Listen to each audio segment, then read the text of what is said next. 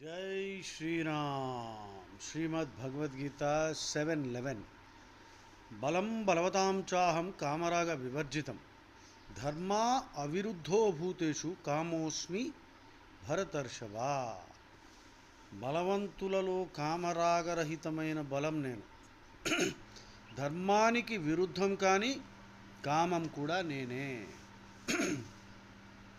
అంటే ఏమిటి? ధర్మానికి విరుద్ధం కానీ కామం అంటే నువ్వు నీ కోరికలు తీర్చుకోవడంలో తప్పేమీ లేదు, అది ధర్మబద్ధంగా తీర్చుకోవాలి. రావణాసురుడిలాగా ఇంకోళ్ళ భార్యల మీద పడడం అది తప్పు. అందుకని చాలామంది ప్రవచనకర్తలు సంభోగం అన్నది ఓన్లీ పిల్లల కోసమే, ఇంకేదన్నా చేస్తే తప్పు, ఇలా మాట్లాడేవాళ్ళు చాలామంది కనిపిస్తారు. ఇది ఒక చాలా సెన్సిటివ్ టాపిక్ ఫర్ డిబేట్.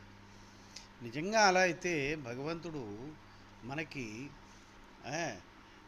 మనకి సెక్షువల్ ఆర్గన్స్ పెళ్ళిలో గిఫ్ట్గా ఇచ్చుండాల్సింది. ఇప్పుడే వాడుకోరా, పిల్లలైన వెంటనే మళ్ళీ తీసేసుకోవాలి, అలా కాదు కదా.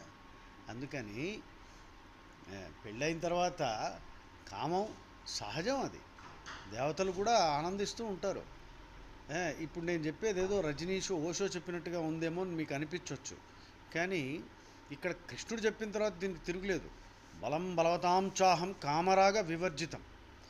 రాగ వివర్జితం అంటే ప్యాషను అండ్ అటాచ్మెంట్, ఈ రెండు, సెల్ఫిష్నెస్ ఉండకూడదు. బలం బలవతాం చాహం, బలవంతుల్లో బలం నేను, కామరాగ వివర్జితం, సెల్ఫిష్ డిజైరు ఇది ఉండకుండా ఉండాలి. ధర్మ అవిరుద్ధో భూతేషు కామోస్మి భరతర్షభా, ధర్మానికి విరుద్ధం కాని కామం నేను. ఎంత సింపుల్ అండి. అందుకని అన్నీ వదిలేసి పారిపో, ఇలాంటి బోడి మాటలన్నీ మాట్లాడేవాళ్ళు చాలామంది ఉంటారు. అది ఐ హోప్ యూ అండర్స్టూడ్. 7:12 ఏ చైవ సాత్వికా భావ రాజసాస్తామసాశ్చయే మత్తయేవేతి తాన్ విద్ధి నత్వహం తేషు తేమయి.